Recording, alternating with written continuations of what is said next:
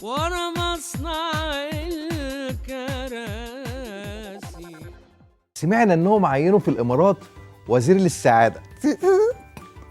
فدلوقتي عايزين ننزل الشارع قدام مصنع الكراسي نشوف الناس عايزه ايه من وزير السعاده.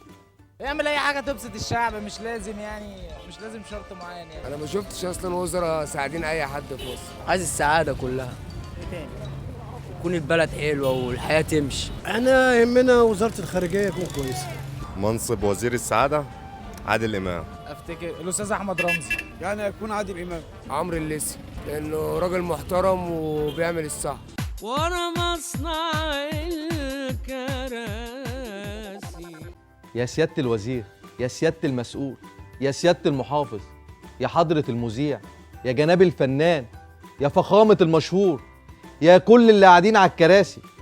تصريحاتكم يا جماعه ممكن تشكل وعي وممكن تشوههم، ممكن تدي امان للناس، ممكن تدي خوف. اما انت عزيزي المواطن فمستنيك الحلقه الجايه. انت عارف فين، ومش هقول اسم البرنامج عشان في ناس بتتقمص. يا سيادة الوزير، يا سيادة المحافظ، يا سيادة المسؤول. طيب يا حضرة العمدة.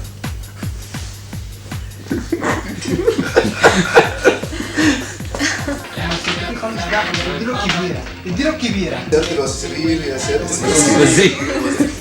يا حضرة المذيع، يا فخامة الفنان، يا جناب الفنان، يا حضرة المشروع. يا حضرة المذيع، يا جناب الفنان، يا فخامة المشروع. يلا قول دي الأول.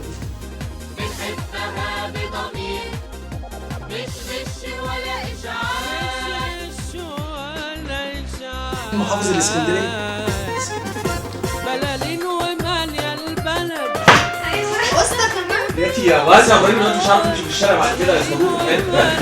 والله العيال بتوع التكاتك اول ما بيخش على اول الشارع بيقولوا له زفه يا ماشي. وتصحح النايمين نحكي على الزباين اشاعات مترضاهم. طب جربها كده. البس بقى تاني. نسقط حبايبها.